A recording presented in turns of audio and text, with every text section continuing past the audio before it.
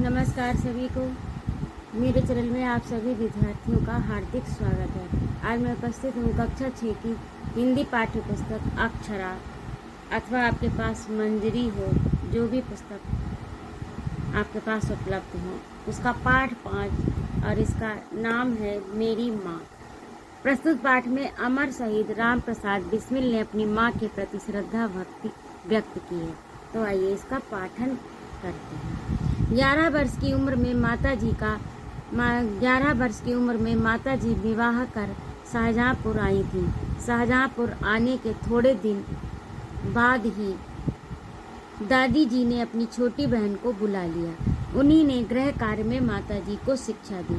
थोड़े ही दिनों में माता जी ने सब गृह कार्य को समझ लिया और भोजन आदि का ठीक ठाक से प्रबंध करने लगी। मेरे जन्म के 5 या 7 वर्ष बाद आपने हिंदी पढ़ना आरंभ किया। पढ़ने का शौक आपको खुद ही पैदा हुआ था। मोहल्ले की संग सहेली जो घर पर आ जाती थी, उन्हीं में जो कोई शिक्षित थी, माता जी उनसे अक्षर बोध करती थी। अक्षर बोध यानी अक्षर का होता है वर्ण, जैसे छोटा बड़ा या ABCD वर्णमाला। अक्षर बोध माने ज्ञान। अक्षर बोध करती। इसी प्रकार घर का सब काम कर चुकने के बाद जो कुछ समय मिल जाता उसमें पढ़ना लिखना करती। परिश्रम के फल से थोड़े दिनों में ही वे देवनागरी पुस्तकों का अवलोकन करने लगी। देवनागरी लिपि ये हिंदी है। हिंदी जो है वो देवनागरी लिपि में लिखी जाती है। तो हिंदी की जो पुस्तकों का था वो हिंदी पुस्तकों का अवलोकन करने लगी। मेरी बहनों को छोटी आयु में माता जी ही शिक्षा दिया करती थी।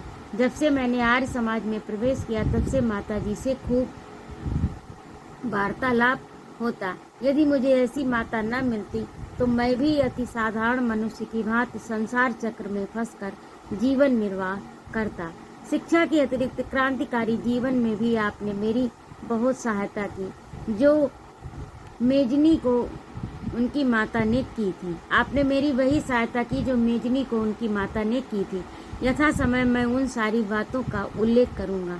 माता जी का सबसे बड़ा आदेश मेरे लिए यही था कि किसी की प्राण हानि न हो। उनका कहना था कि अपने शत्रु को भी कभी प्राण दंड न देना। आपके इस आदेश की पूर्ति करने के लिए मुझे मजबूरन 2-1 बार अपनी प्रतिज्ञा भंग भी करनी पड़ी। जन्मदात्री जननी, इस जीवन में तो तुम्हारा ऋण परिशोध करने के प्रयत्न करने का भी अवसर न मिला। जन्मदात्री जननी यानी जन्म को देने वाली, जननी यानी जन्म देने वाली।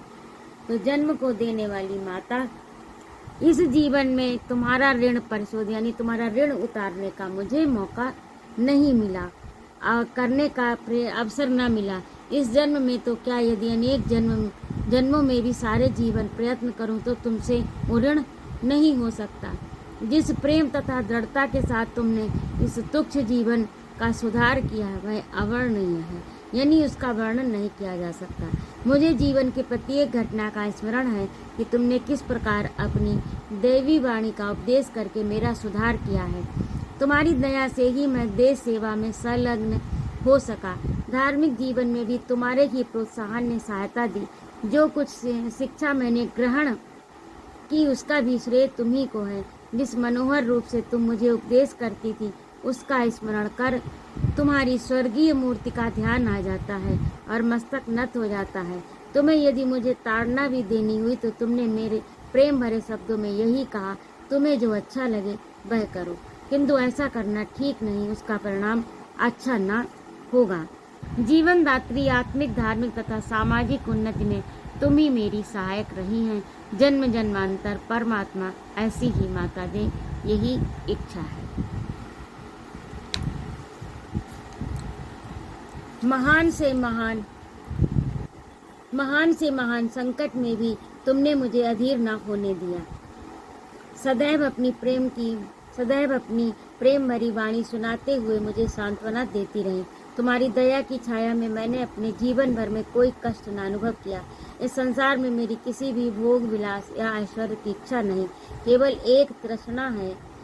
वह यह है कि एक बार श्रद्धा पूर्वक तुम्हारे चरणों की सेवा करके अपने जीवन को सफल बना लेता, किंतु ये इच्छा पूर्ण होती नहीं दिखाई देती। तुम्हें मेरी मृत्यु का दुखद संवाद सुनाया जाएगा।